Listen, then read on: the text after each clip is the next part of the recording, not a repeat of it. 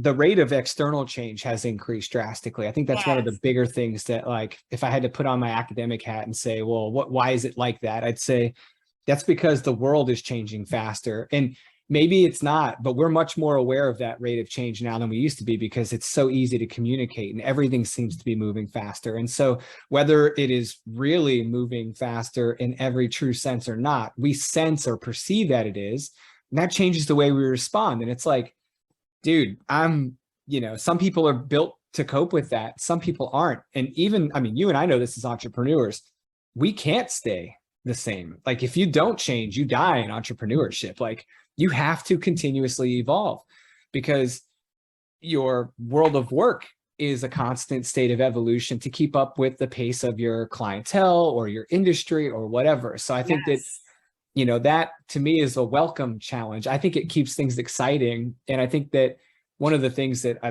Honore is actually, obviously we're both connected to Honore. One of the things I've learned from her this last year that really changed things for me was just how to solidify the mindset I thought I should already have. Like, I knew I should be thinking that way, but I almost had no external reinforcement of that the minute I left the military. Because you go from having a command structure to nobody. And as a solo entrepreneur, who are you talking to? Like, you get in the mirror talking to yourself. It's so true. Yeah, get that mentor or coach or whatever, You need it, right? I was in the past, I always thought I had to do it by myself. I mean, that was right. I mean, that's what I was taught. You got to do it yourself and it has to be perfect. And then I got over that mindset.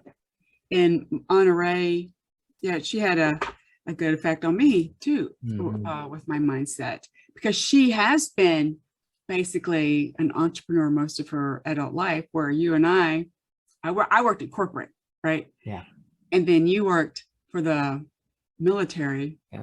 And it's a different structure. Yes.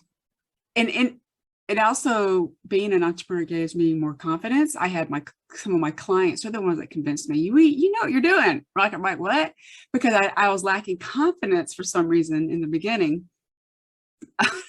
Yeah. I was a little scared, but I did it. People thought I was crazy. Well, and I had an officer tell me when I was enlisted, so this is very early in my career, and I was nervous about getting a commission. I told him, I said, look, I'm getting ready to get a commission. I'm a little nervous. And he laughed at me. He said, what are you nervous for? He's like, people like you will succeed no matter what they do, because you will put your mind to it. You really will take it seriously. The people who won't take it seriously are the ones that'll fail. And I thought about that and I said, well, I don't like hearing that, because I don't receive compliments very comfortably. I'm kind of like shy when it comes to that kind of stuff. But I was like, you know what? You're right. Like, I can't stomach letting myself down.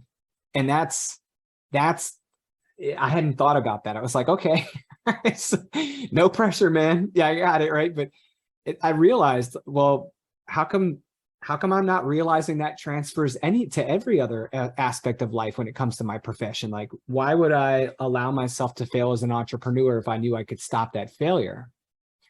And so I had to stop and say, well, what is that thought process, or what does that logical chain of thinking do? It says, okay, you're confident that you don't want to let yourself down. You wouldn't sacrifice your morals or ethics to let that happen. Check. Okay, well then what's left to do? It's to get smarter and work hard. And I'm like, okay, well, I don't mind work. So I just got to get smarter and surround myself with good people to help me when I realize I can't see something or I haven't learned something and I just don't know it yet. So that's where